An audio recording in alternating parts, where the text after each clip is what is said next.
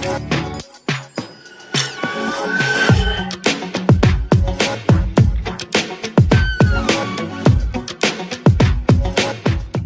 amigos, bienvenidos a un capítulo más de Políticas. Hoy tenemos el placer de tener con nosotros al ex gobernador de Guayas, director de CNE Guayas y subsecretario de Relaciones Exteriores, entre otros cargos más que estuvo nuestro querido compañero Efrén Roca. Efrén, qué gusto poderte tener con nosotros, poder compartir un poco más y a la vez conocerte. Muchas gracias, a mí también me agrada porque veo que son un equipo humano jóvenes y con este emprendimiento pues, de comunicación que realmente hay que resaltar. Los felicito por el programa Políticas, que en realidad me da una muy buena impresión y espero que sigan adelante porque ustedes son jóvenes y ustedes tienen todo el tiempo para hacer patria, para hacer país y poder de alguna manera alentar a los jóvenes para que los jóvenes pues, se superen. Necesitamos una juventud próspera, una juventud comprometida. Eso es importante. Cuando la juventud está comprometida con los problemas del país y con la patria, es una juventud que realmente hay que resaltar. Efrén, ¿cómo tú te defines? ¿Cómo es tu personalidad? Bueno, yo soy un hombre sencillo. Yo soy un hombre extremadamente sencillo, me conocen las personas. Un dato curioso, que mucha gente no lo creerá, pero es verificado. Yo nunca he tenido carro, siempre he caminado por las calles. Jamás he tenido carro. Y esto lo ven mis amigos. ¿De verdad? Nunca he tenido carro. Nunca aprendí a manejar. No me interesó. Y como vivo en el centro de la ciudad, vivo pues en San Francisco, todo Carolina del Octubre, pues entonces he tenido todo alrededor. Nunca, y como soy abogado también, mi oficina queda pues también cerca de la corte y mis actividades son en el centro. Y como abogado también pues me desplazo. Y si se necesita un taxi, con un taxi, pero nunca me agradó. Y esto es primera vez que lo digo, nunca me agradó tener carro, manejar, jamás. Entonces son detalles que uno, pues, quizás para algunos no le agrada, pero yo soy un hombre sencillo, soy un hombre que estoy siempre cerca de las personas, me gusta escuchar los problemas de la gente. Todos los días que salgo de mi casa me encuentro, porque yo vivo en la calle 9 de Octubre, con mucha gente que tiene problemas, es más extranjeros. Tienen sus problemas, me los cuenta y si les puedo dar una orientación, se las doy. Si puedo ayudarlos, los ayudo. Entonces, yo me defino como un hombre humanista, básicamente. Humanista. Básicamente humanista, comprometido socialmente, con conciencia social y básicamente soy un hombre en cuanto a ubicación de izquierda. Soy un hombre que siempre me ha mantenido en la izquierda. Lamentablemente, pues hay gente que un día está con la izquierda, otro con la derecha, pero no, yo he estado en la izquierda. ¿Tú te mantienes en tu ideología? Yo me mantengo en mi ideología, en mis principios y mis convicciones. Jamás he negociado eso. Jamás he negociado eso.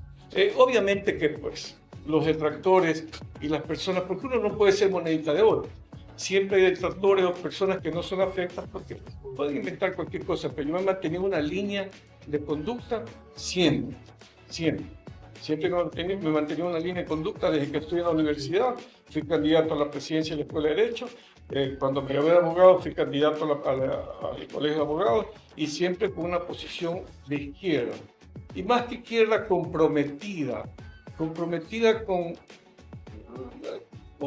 los que tenemos conciencia. Claro, fuiste funcionario público y por ende estás bien involucrado con la comunidad, con los guayaquileños.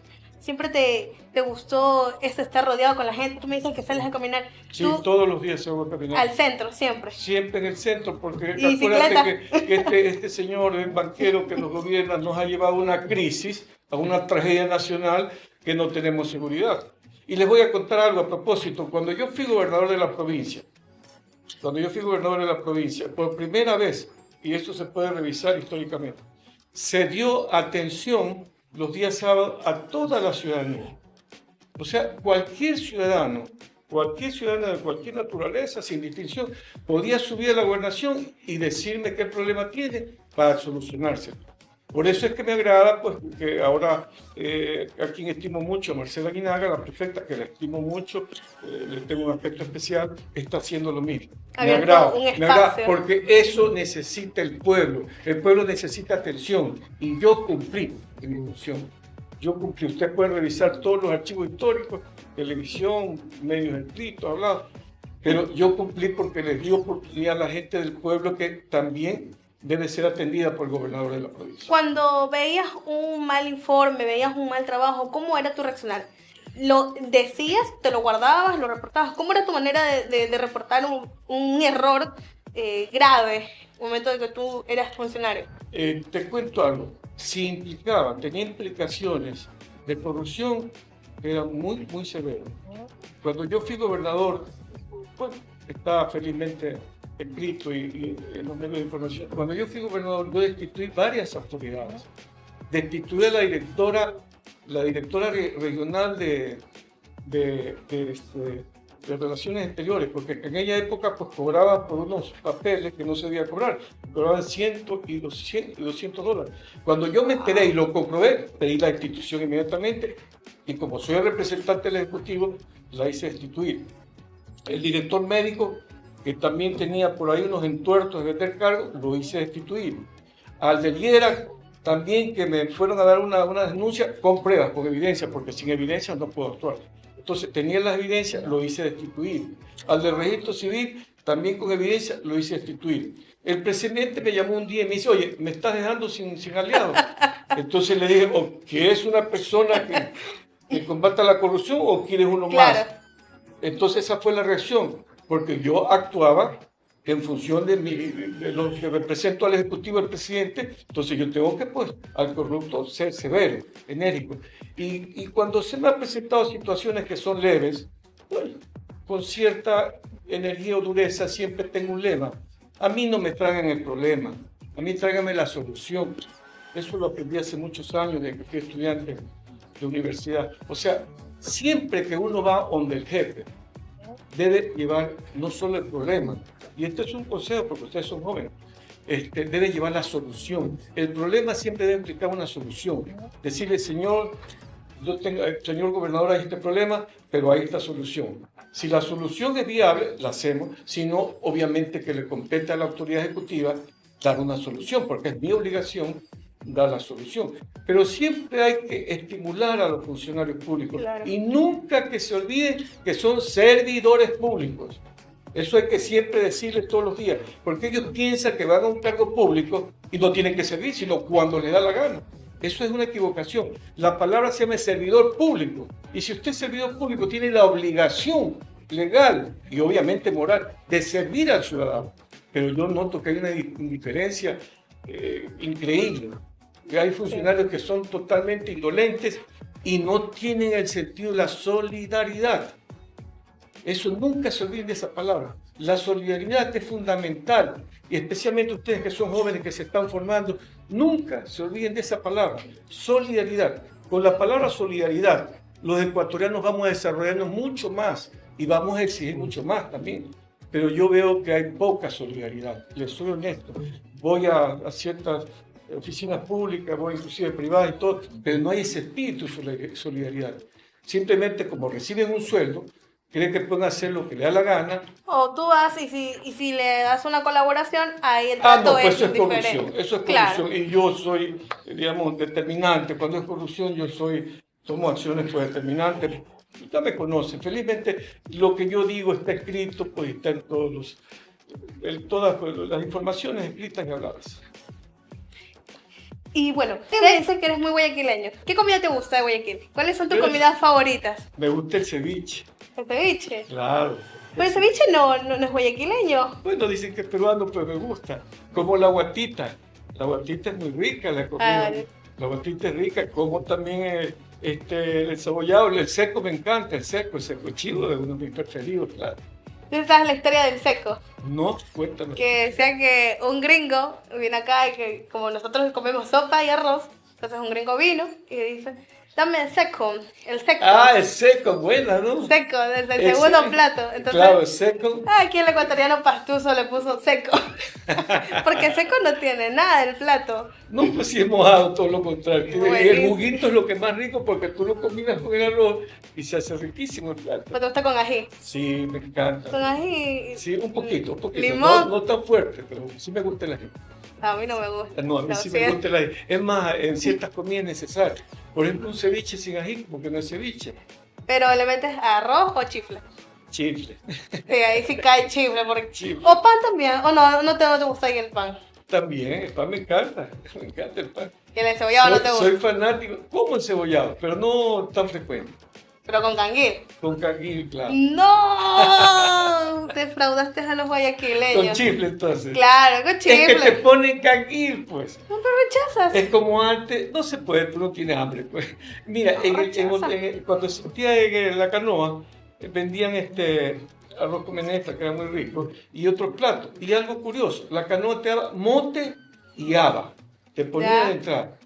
Entonces, a mí me encantaba, me encanta el mote. El mote para mí es uno. ¿Tú te has comido en el centro? ¿No has visto las vendedoras que están ahí Yo afuera? he comido de todo, mijita. Yo desde que soy joven no Los había pastelitos. muchas cosas. No había tantos restaurantes. Cuando yo era joven que jugaba pelota nos daba hambre o sed. Comíamos en la calle. Me acuerdo que la ostión. ¿Ya? La ostión era un tipo que iba con una tabla y tenía todas las ostiones en una bolsa y ahí llevaban los ostiones, sacaban y te la abrían ahí todo en ese momento. ¿Y así te lo comías? Así no te ponían un vaso. El ¿Ya? vasito valía un sucre. Nada, Que oye. yo era muy joven, entonces la ostión para mí es una maravilla, un alimento que quiero muchísimo. La ostión, la ostra, la patemula, la concha, me encanta, eso es riquísimo. ¿Te gustan mucho los mariscos? Me encantan los mariscos. Uy, tú una ciudad costeña, entonces sí. No sé, pero me encantan los mariscos. Wow, O sea, si tú me todo. pones a escoger, prefiero mariscos. Ay. El Y cangrejo, el cangrejo es rico. el cangrejo es muy guayaquileño. Tú eres muy guayaquileño, ¿verdad? Te Muy sientes muy bueno, orgulloso. me siento, somos algunas generaciones guayaquileñas. No como otros que presumen, yo no. Yo puedo demostrar que somos al menos 6 generaciones de guayaquileños. Y te has juntado a hacer jugar las fiestas guayaquileñas, Por las julias, supuesto, subir sí. el palo encebado. Todo eso ¿Lo has hecho? lo hacían en la época. Esas fiestas se realizaban todos los 12 de octubre. ¿De verdad? Los 12 de octubre todos los barrios hacían el palo encebado. Y también jugábamos con un Wow. saco, el ensacado y corríamos. Podíamos, bueno, eran los juegos de aquella época, no había Claro. lo que hay ahora, pues televisión era un canal que podía, pero se pasaba mucho más bonito. Y el día 10 de octubre se celebraba el Día del Bombero, y los bomberos a través de la calle 9 de octubre iban con su manguera y hacían ejercicios de agua, ¿De y ahí nos verdad? bañábamos y jugábamos pelota, y todo era una niñez. Yo tengo recuerdos bellos en mi niñez. Mi Sí, niñez, sí. yo tengo recuerdos bellos. Así como estudié, también jugué mucho, era muy pelotero, jugué mucha pelota. ¿Barcelonista o melecista? Barcelonista. De corazón. De corazón, sangre amarilla. Así que yo soy barcelonista, nunca dejé de asistir a los clásicos. Cuando era chico, mi papá nos llevaba Todavía sigues yendo al estadio. poco. Te confieso que poco porque ya no hay tanta seguridad. Ya. Voy poco. Mentiría si yo voy poco, digamos al año, un par de clásicos, por decirte algo así. ¿Fuiste a la noche amarilla? No fui. Esa noche amarilla fue muy linda. Yo No, fui, fui. tuve el privilegio de ir y estaba No. muy bonita. Yo soy barcelonista, pero bueno, desde chico y me encanta jugar la pelota. Me encantaba. Desde chico mi madre me gritaba porque yo me quedaba en la calle jugando, porque ahí no se jugaba como ahora en parques. En esa época se jugaba en la calle. Tú ibas en la Claro. calle, te ponías unos zapatos de caucho, que no eran los tenis de ahora, y tú salías a jugar pelota. Entonces mi madre ya era así de noche y me decía, Efren, ya a la casa, porque era tarde. Nos quedábamos jugando pelota. Bueno, no había más diversión. ¿En qué barrio tú creciste? Yo crecí en varios barrios. Primeramente crecí en Rumichaca y Urdaneta. Ahí vivíamos nosotros. Después nos cambiamos a Malecón y al Don Calderón, lo peor en la bahía. Ya. Por ahí una bomba, una estación de bomberos. Y después en Pecasa, entre Córdoba y Chimborazo. Ahí jugábamos con Sonde, más ya yo era adolescente y jugué mucha pelota. Y una vez que me- Centro. Sí, centro. Siempre he vivido centro, casi centro. Y después, pues, cuando ya me gradué de bachiller, yo soy graduado en el Cristóbal Colón, me gradué de bachiller, mis padres me mandaron a los Estados Unidos porque había una oportunidad de estudiar allá. Y yo quería estudiar ciencias políticas. Migraste a Estados Unidos. Estuve en Estados Unidos 5 años, fui inmigrante también. Y con dificultades. Tuve trabajo, pues, trabajé en una florería, trabajé cargando cajas de flores, trabajé en un restaurante de delivery boy. Entonces, después poco a poco, ya cuando aprendí el inglés, trabajé de accountant, o sea, una compañía en Allied Chemical. Entonces fui progresando poco a poco y después a los 5 años regresé y empecé a estudiar Derecho. Estudié Derecho, pues me gradué de licenciado en Ciencias Sociales y Políticas después me gradué de abogado, y tan pronto me gradué de abogado, y esto poca gente lo sabe, casi nadie lo sabe, yo me matriculé en la Facultad de Economía, en Ciencias Económicas, y estudié economía, y no me gradué de economía porque ya nacieron mis hijos, y ya se me hacía un poco complicado, había ¿Estuviste clases. a poco? No me gradué, y es una de las cosas que más lamento en la vida, no haberme podido graduar de economía, porque me encantaba. Sí, tuviste todas las posibilidades, pero bueno, desgraciadamente ya... No, yo estudiaba en la estatal, punto de orden, yo solo estudié en la estatal. A mí, mi carrera de abogado creo que me costó, era en Sucre, en esa época tenías que hacer una solicitud que costaba creo que 4 sucres, 3 sucres. Así que yo vivo agradecido con la Facultad de Ciencias Sociales y Jurisprudencia. Yo vivo agradecido. Es más, el libro que pretendo escribir se lo voy a dedicar a la Facultad de Ciencias Sociales y Políticas y Jurisprudencia, porque yo soy agradecido. Y a la Universidad de Guayaquil, porque la Universidad de Guayaquil me dio tanto. Claro. O sea, yo fui beneficiado en esa época porque era gratis. Exactamente lo que Correa anhela y lo que Luisa quiere es una educación. La educación es un derecho. La educación es un derecho y hay que pelear por ese derecho, tenemos que luchar por ese derecho a la educación. Yo veo que Luisa lo ha tomado muy en serio y la felicito a la presidenta, futura presidenta del Ecuador, Luisa González, la felicito. Es una mujer que para mí es muy valiosa y digo el por qué. Luisa es la mejor opción entre los dos. Este muchacho, pues bueno, se esmera, pero no representa nada. En cambio, Luisa demuestra 3 cosas fundamentales. O sea, Luisa tiene un equipo humano, ojo, porque el otro recién está dando por ahí unos nombres de Lenín Moreno y de Lazo, o sea, para continuar lo mismo. Tiene un equipo humano de primera. Luisa tiene un programa y un programa de trabajo que ya se puso en práctica y funcionó. O sea, nosotros tuvimos una década ganada, con el Mashi Rafael, tuvimos 10 años de excelencia de gobierno como ningún otro gobierno en la historia. Y hay que decirlo enfáticamente, Correa ha sido el mejor presidente de la historia del Ecuador. No hay que divagar, simplemente decir la verdad. Correa ha sido el mejor presidente en la historia del Ecuador.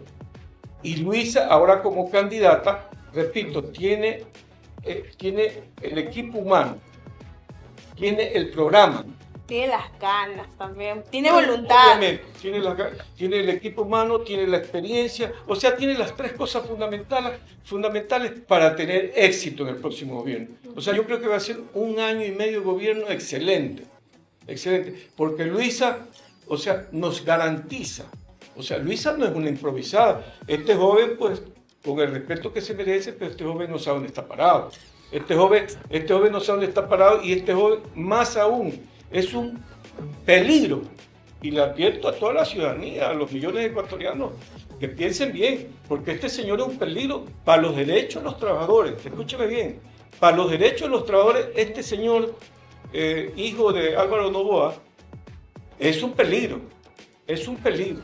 Este señor es un peligro para las personas que están por jubilarse. Va a aumentar los años de jubilación.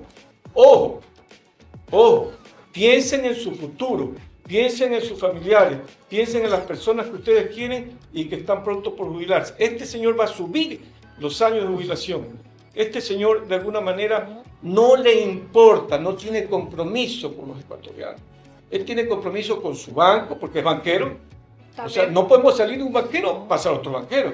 Pero yo realmente se me hace muy difícil pensar que algún ecuatoriano vuelva a votar por un banquero después de la pésima, nefasta experiencia de un banquero. Nefasto. Mira dónde está el Ecuador, con la tragedia nacional que vivimos, con la peor descomposición moral que hemos atravesado en los últimos 180 años. Desgraciadamente el odio a veces es mucho más grande que las ganas de ver lo que hemos hecho, lo que han logrado. Entonces el odio, la campaña sucia, opaca, esos jóvenes, pues todo, yo digo los jóvenes, que son los desinformados, los que todavía no están decisos con su voto y que varían tras las redes sociales, porque tú ves en las redes sociales los videos que aparecen de ambos candidatos, y si les gusta, me voy a decidir por esto. O sea, no tienen un criterio definido, divagan en sus opiniones. Pero tienen influencias, malas influencias, pero tienen. se dejan influenciar mucho por los medios de comunicación. Y todos sabemos que la mayoría, digo la mayoría porque hay excepciones, la mayoría de los medios de comunicación son corruptos, hay que decirlo con las letras mayúsculas, son corruptos, están comprometidos con este gobierno que ahora mismo está en actos de corrupción porque ni nos imaginamos nunca.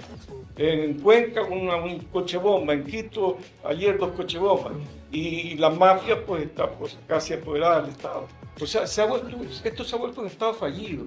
¿Por qué? Por la injerencia del crimen organizado en el gobierno.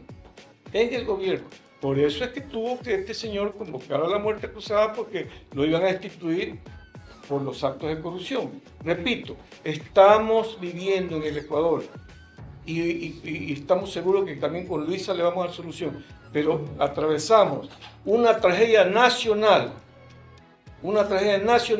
y la peor descomposición moral que ha habido en el Ecuador, con este señor, con este banquero, con este señor que fue ministro de Maguá y que no puede negarlo, fue causante de la debacle, de la crisis de 1999 y 2000, perjudicando a millones de ecuatorianos. Millones de ecuatorianos se perjudicaron, pero lamentablemente la amnesia, la gente se olvida, pero Lazo jamás debió ser presidente. Hay una frase famosa, me recuerdo del Papa. El Papa dice, y es un líder moral que yo respeto mucho, el Papa Francisco. El Papa dice, voy a decirlo pues muy abreviadamente, el Papa dice que el que le gusta el dinero, el que ama el dinero, el que le gusta hacer dinero, no debe meterse a político. Ojalá que escuchen este mensaje. Y los jóvenes también. Si un joven quiere ser un técnico, quiere pues, especializarse en algo, tiene que seguir su carrera para destacarse. Los jóvenes tienen que destacarse en lo que son ellos buenos, en lo que pueden dar, en su vocación. Tienen que destacarse. Pero si les gusta el dinero, que no se meta político. Créanme lo que con la experiencia de este banquero, y peor con la experiencia de Lenín Moreno, ni para qué recordarnos de ese traidor, ni para qué. No es digno recordarse del traidor ni mencionarlo. Y veo que está, a propósito de este traidor, los hermanos y familiares de este traidor de Lenín son parte de la campaña de Noboa. Ojo, mucho ojo, ecuatorianos, mucho ojo, analicen, revisen que este Lenín va a tener mucha influencia en Noboa. Y Lazo igual, el banquero evasor igual. O sea, tenemos que tener mucho cuidado. Yo entiendo que la juventud a veces, bueno, se confunde o está mal orientada. Normal. Hemos sido jóvenes y cometemos errores, pero ya es el momento de reflexionar. Es el momento de analizar. Tenemos que analizar las dos candidaturas. Una candidatura que no sirve para nada y la otra candidatura que es la que realmente nos puede sacar de esta tragedia nacional. Luisa es la solución. Luisa es la mejor opción. Créanme, ecuatorianos, analicen bien, revisen bien los antecedentes del candidato, revisen bien los antecedentes de la campaña del padre del candidato, dueño del Banco Litoral. Entonces, salir de un banquero para entrar con otro banquero, perdóneme, sería hasta una cosa increíble. Vamos a ser criticados en el mundo entero, que no hemos reaccionado, que no hemos aprendido la lección. Entonces yo sí les pido reflexión, ecuatorianos, ecuatorianas, reflexionen por favor, dejen el odio a un lado, ya el odio lo derrotamos, el 20 de agosto se derrotó el odio, esos candidatos llenos de odio se los derrotaron, ya el odio no funciona, ahora lo que funciona es quién nos va a sacar de esta tragedia nacional, quién tiene el equipo humano, quién tiene la experiencia, quién tiene un programa. Luisa tiene un programa de trabajo, de gobierno, para salir de esta crisis nacional, de esta tragedia, de esta peor descomposición moral que vive el Ecuador. Entonces tenemos que meditar bien. Por favor, ecuatorianos, mediten bien, analicen los antecedentes de los candidatos. Luisa ha sido jefe de gabinete, es una mujer preparada, tiene la experiencia. Luisa es una mujer que nos va a dar soluciones. Luisa no es improvisada. Luisa tiene las soluciones a los problemas del país. En Luisa se puede confiar. Y no nos olvidemos de Andrés Arauz.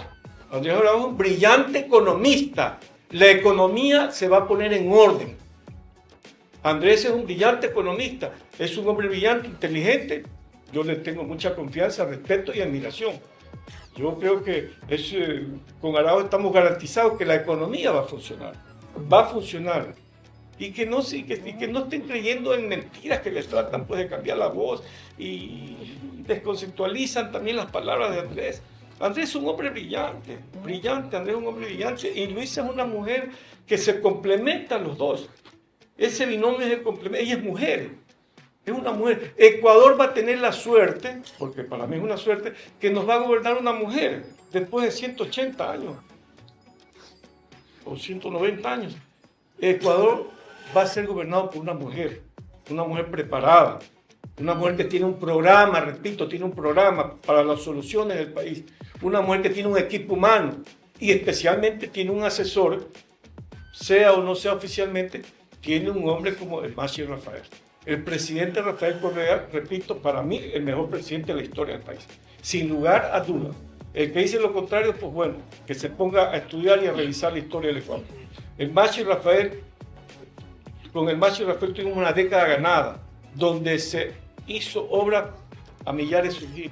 Todos los días se inauguró una obra. Ahora todos los días se destruyen. No, hay un muerto o hay un problema de delincuencia y la inseguridad crece.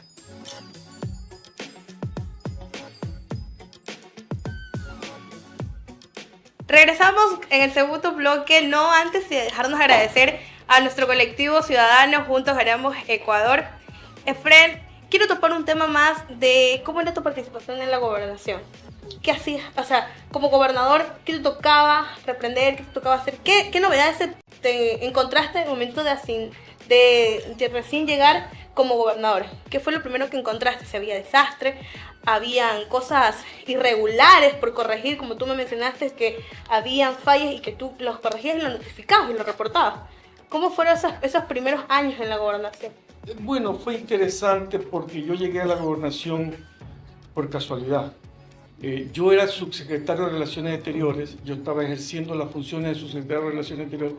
El gobernador iba a ser candidato a algo y renunció. Y ahí me tocó, el presidente me dijo que me haga cargo de la gobernación, me nombró gobernador y fue una transición que tuve que asumirla porque yo venía pues, del ámbito de relaciones exteriores y pasaba al ámbito político, porque el gobernador es el ámbito político estrictamente, es el representante del presidente de la República. Claro. Entonces yo reemplacé a un gobernador que era apático, no se dice el nombre, era apático, o sea, no tomaba las cosas tan en serio, o quizás no sabía cuál era su función. Yo sí sabía cuál era mi función. Cuando me nombraron gobernador, yo busqué 2 o 3 asesores de primerísimo.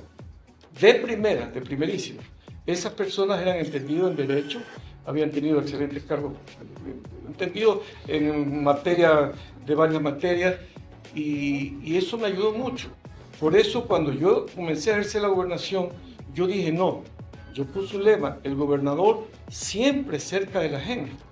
Entonces pusimos ese lema para decirle a todos, los convoqué a todos los empleados de la gobernación y le dije lo importante que es ayudar a la gente y estar cerca de la gente.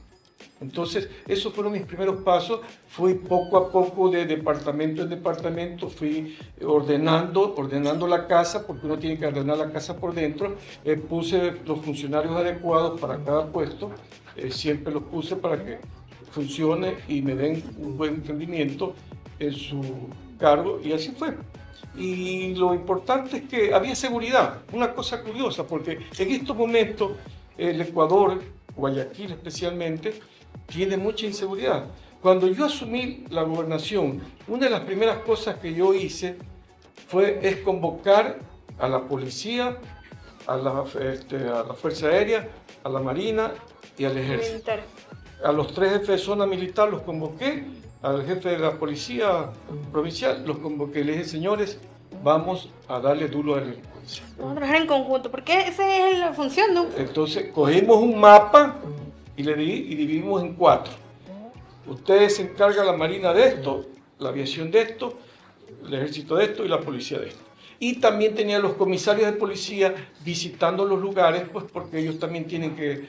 El comisario es una persona que tiene que, pues, de alguna manera buscar el orden y castigarse de algún desorden. Entonces tenía 7 comisarios de policía que estaban también constantemente chequeando lugares que son de posible peligro, o sea, altamente peligrosos. Entonces teníamos un equipo bueno, era un equipo bueno. Y el apoyo, pues, tenía el apoyo felizmente pues, de la ciudadanía, de la comunidad, apoyó, los medios mismos apoyaron, convoqué a muchas instituciones. Y ven una cosa curiosa, también usted me ha hecho acordar. Yo convoqué, entre las personas que convoqué al arzobispo. Al arzobispo de Guayaquil le dije, señor, lo invito a esta reunión. Lo convoqué al alcalde, lo convoqué a varias instituciones, a la Cámara de Comercio, a todos, porque le dije, este es un problema de todos. De todos. Aquí nadie está exento del problema de seguridad, porque son nuestra vida, nuestra familia, nuestros hijos, etc. Entonces le dije a todos. Entonces lo curioso es que yo lo convoqué al arzobispo y le dije a Monseñor, yo le pido de favor que usted dé instrucciones a todos los sacerdotes pues, de barrios que también tengan una charla para combatir la delincuencia. Me dije, bueno, déjeme ver qué puedo hacer. Le digo, no, yo quiero comprometerlo, le digamos. Yo quiero comprometerlo porque ustedes son personas que están cerca del pueblo, de los barrios, las iglesias, van siempre, claro. Hablen de la seguridad, sí. Hay que combatirla.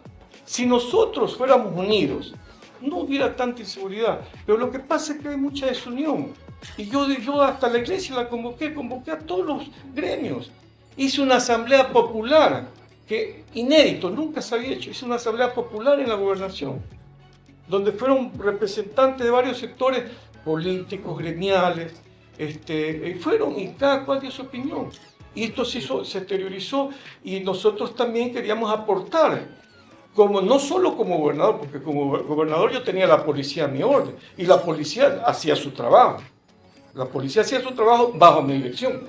Claro. Yo no me ponía casco, ni chaleco, ni nada de esas ridiculeces, nunca. No, yo ordenaba. Como el actual candidato. No digo nombre, pero esa ridiculez de ponerse chaleco, casco, esto es una ridiculez. Los gobernadores tenemos que dar órdenes, tenemos que monitorear, tenemos que estar viendo que se cumpla con el plan de seguridad, que el policía actúe honestamente, que las cosas estén correctas. Eso tiene que ser ejecutivo. Por eso se llama el Ejecutivo Provincial.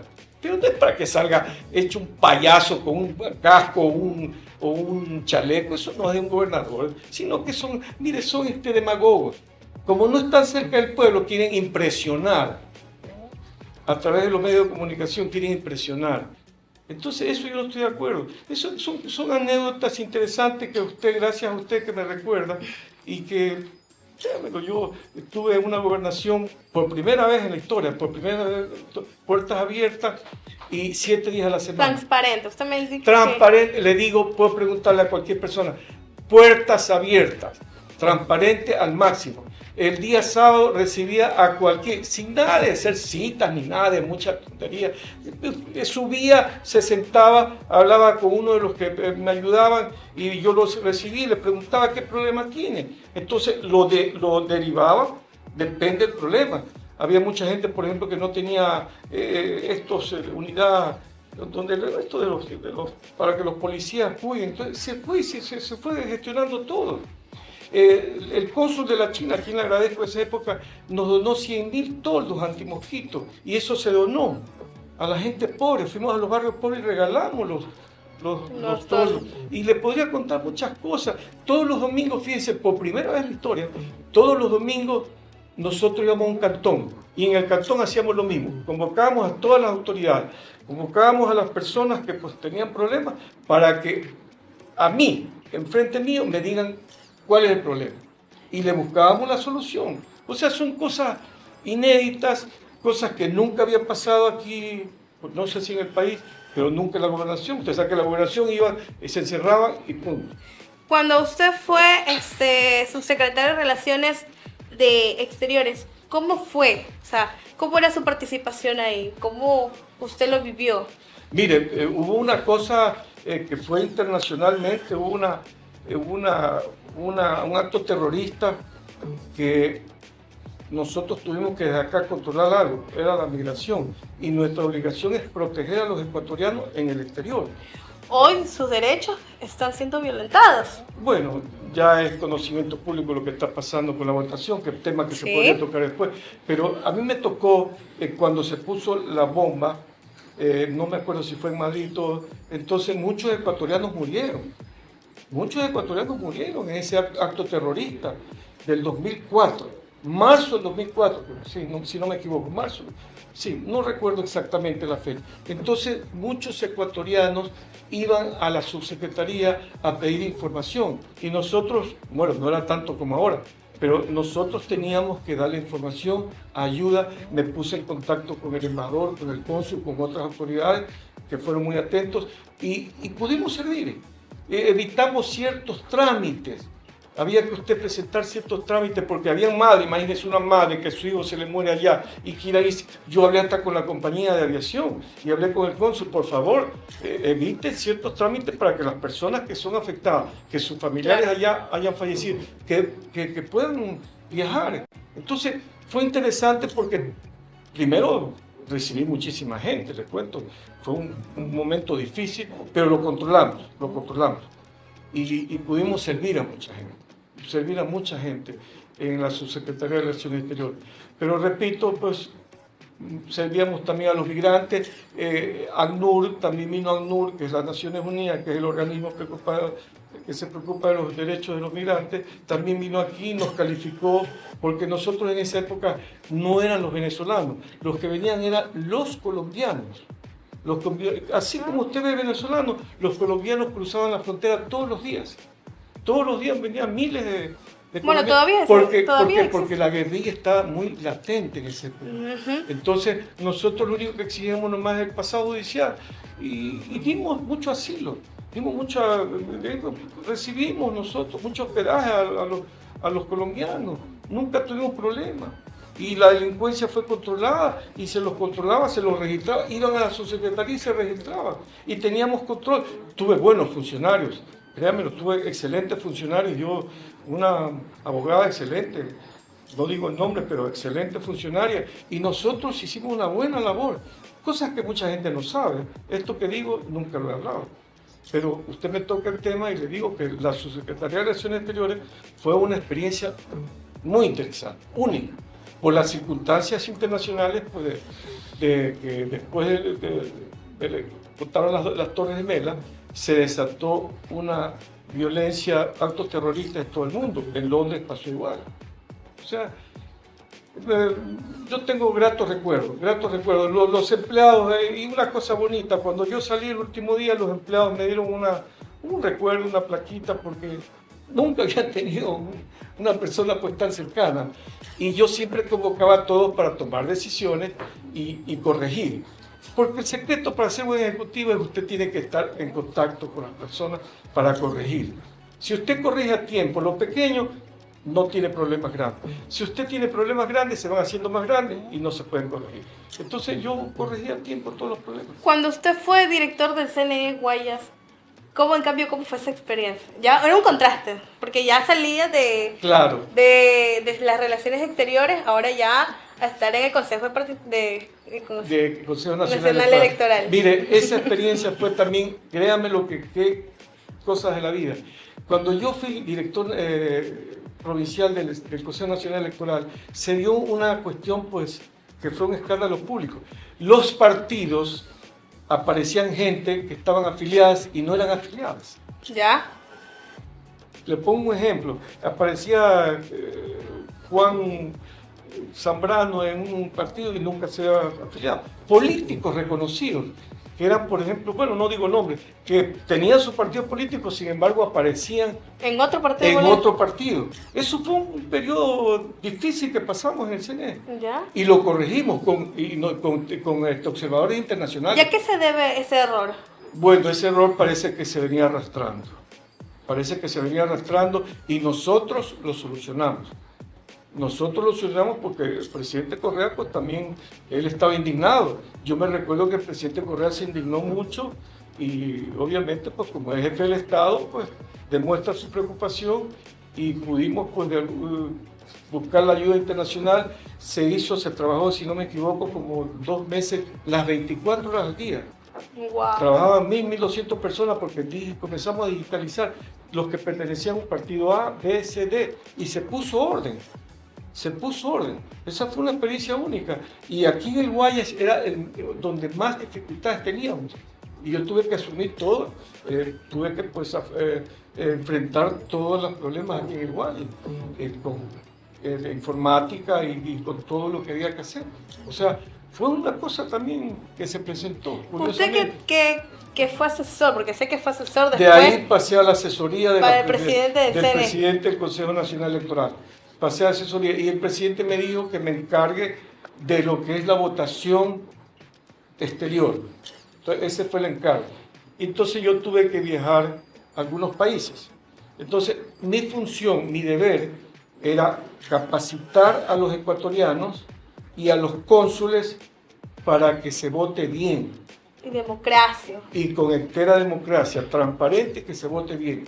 Que no haya confusión en la votación y que los ecuatorianos que viven en el exterior voten bien. Y fue una votación formidable, como nunca. O sea, tuvimos una votación porque se incorporó a ese electorado que pocas veces, yo creo que nunca tampoco se había incorporado, pero gracias al presidente Correa y la Constitución, porque se vio con la constituyente de 2008, se incorporó ya el voto de los extranjeros. Y fue un éxito, fue un éxito. Tal es así que por primera vez, desde la elección próxima, tenemos asambleístas del extranjero. O sea, eso para mí es una conquista que ojalá que no se pierda. Porque eso es democracia. El hecho que usted esté en el exterior no significa que no debe ser representado. Claro. Si en el exterior, yo he sido migrante, en el exterior hay tantos más problemas que acá en el Ecuador. Ellos tienen problemas difíciles, muy difíciles. Los ecuatorianos en el exterior tienen problemas muy difíciles. Yo lo viví. Yo tuve pues también como autoridad y se pudo solucionar muchos problemas. Y se le enseñó a la gente, se la preparó para que voten bien. En esa época se votaba en los cónsules, era presencial, que es lo que debe hacerse. Y hoy que estamos en la plena era de la tecnología, ese sistema falló totalmente. Es una vergüenza, por decirle lo menos, es una vergüenza. Es una vergüenza lo que ha pasado con ese tal. Hemos retrocedido ni siquiera 10 años, más. Hemos retrocedido 20 años, porque usted le quita un derecho a un ecuatoriano de elegir. El ecuatoriano, según la Constitución, tiene el derecho a elegir. Entonces se le ha quitado con ese tal programa pues, telemático y todo, no votaron muchísima gente. Entonces las elecciones no reflejan la realidad. Yo me atrevo a decir que si en el extranjero las elecciones eran transparentes y votaban todos los extranjeros, Luisa tuviera más del 40%. Más del 40%. No hubiera segunda vuelta. Pero fue una de las mañoserías de este CNE y de este gobierno y de muchos odiadores para evitar que Luisa gane en primera vuelta. Esa fue una de las mañoserías. No queda nada de su CNE, de cuando usted estaba... No, mucho más transparente, ordenado, se tomaban las decisiones ordenadas. Y yo te cuento algo que es muy especial, que tampoco había pasado. Mire, cuando yo era director provincial en Guayas, había una banda de falsificador del documento de votación, porque usted tiene que pagar una multa, no crea que se lo dan. Si usted no vota, no se lo dan después así nomás. Usted paga el 10% de un mínimo vital, y eso a veces se acumula, vienen extranjeros, quieren salir, le piden eso y tienen que pagar bastante plata. Entonces había una banda ahí, en los alrededores del CNE, en la Tarzana, que falsificaba eso. Yo llamé al ECO 911 para que le pongan una cámara grande, que ahí está el poste todavía bien grande, y entonces comenzamos a monitorear a estos que pues hacen los tramitadores. Y dimos con el paradero. Era una villita chiquita, estaban las máquinas y todo eso, y combatimos la corrupción en el CNE. Eso está escrito porque Televistazo, Canal 2 hizo un reportaje. Eso nunca se había dado. ¿Por qué? Porque eso era parte de la corrupción pues, de los gobiernos anteriores. Era parte de la corrupción. Por ejemplo, usted venía al exterior, no había votado 2 o 3 veces, tenía que pagar 200, 300 dólares. Le decían afuera, no, denme 50, 100 y se lo doy. Entonces era una corrupción, pero yo la combatí y la exterminé. Es que hoy Ecuador está sumergido en tanta corrupción, tanta tanto ya lo vemos normal ir a sacar un trámite, ir a sacar nuestra licencia, nuestra cédula, renovar nuestro pasaporte, y es más fácil brindar para que nos brinden un mejor servicio porque el sistema está colapsado. Como lo dice Luisa en sus declaraciones, tenemos un estado fallido. Justamente, mire, yo vivo en la esquina del Registro Civil de 9 de octubre y yo recuerdo, porque me hablé, cuando el Registro Civil estaba en la década ganada, era de lujo. Usted se sentaba, lo llamaban, creo que 10, 12 minutos y tenía su cédula. Ese era un ejemplo de la modernización del Estado. El Estado, Rafael Correa, modernizó el Estado al extremo que lo puso en muchos servicios de punta. El hospital de Los Ceibos es un hospital de puntas y curiosamente los que más van son los que tienen plata, los que viven ahí por el sector ahí que son ricos. Fíjense lo que había, un hospital que se lo construyó con la plata del pueblo. Pero sin embargo, hablan mal de Correa. Cuando Correa hizo pues tantos hospitales en el país, tantas escuelas de milenio, tantos colegios, las carreteras parecían alfombras. Y hoy las queremos privatizar. Y curiosamente lo dice el mismo Lazo. Curiosamente Lazo reconoce. Este banquero que nos gobierna reconoce. Lo reconoce que Correa, la obra de Correa no tiene la magnitud es enorme. Correa hizo mucho por los ecuatorianos, pero lamentablemente ecuatorianos. Y lo seguirá haciendo si Luisa llegará al poder este 15 de octubre. Por eso yo digo, Luisa tiene todas las condiciones a favor. Luisa tiene la experiencia, porque fue jefe de gabinete y estuvo en la década ganada, tiene el equipo humano, o sea, ya ha demostrado un equipo humano y tiene el programa. O sea, Luisa tiene las 3 condiciones para ser una excelente presidenta y darnos solución a esta tragedia nacional que vivimos con mucha tristeza y a la peor descomposición moral que ha tenido el Ecuador. No se olviden, la peor descomposición moral debido a este gobierno del banquero y del otro, pues el traidor de Lenin. Nos han llevado en una peor descomposición moral que estoy seguro, convencido, que Luisa va a solucionar y nos va a sacar de esa tragedia. Efren, queremos agradecerte por compartir este espacio con nosotros. Ha sido un honor, un lujo tenerte e ilustrarnos con toda tu experiencia, con todas las opiniones que nos has brindado para reconocer que hoy tenemos que dar un cambio. Tenemos que volver a lo que nos funcionó, a lo que nos sirvió y salir de este estado fallido, como lo dice Luis. No sin antes agradecer a Juntos Haremos Ecuador. Efren, ¿te deseas despedir de la gente que nos está viendo? Sí, por supuesto. Yo primeramente le quiero desear a este programa éxito, pero un verdadero éxito, porque es un programa de colaboración, de información real de los problemas del Ecuador y al mismo tiempo de formación ciudadana. Una de las cosas que me olvidaba, yo fundé la Escuela de Formación Ciudadana cuando era gobernador, pero bueno, es importante estos programas y gente jóvenes como ustedes, con la capacidad de emprender en este campo de la telecomunicación, de la comunicación, que es maravilloso, ayudan muchísimo a la ciudadanía, ayuden a formar a los ciudadanos. Nosotros necesitamos formación ciudadana a diario, por eso es que se cometen errores y votan mal.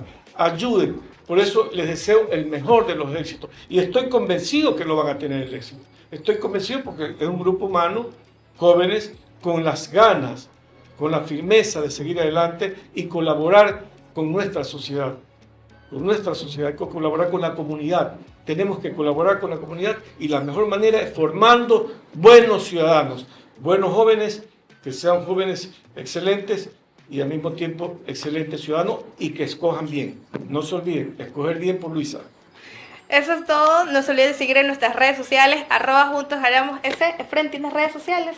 Solo Twitter. ¿Tienes Twitter? ¿Cuál es tu Twitter? Efren con la E mayúscula, Roca con la R mayúscula, A. Efren Roca A, la A mayúscula.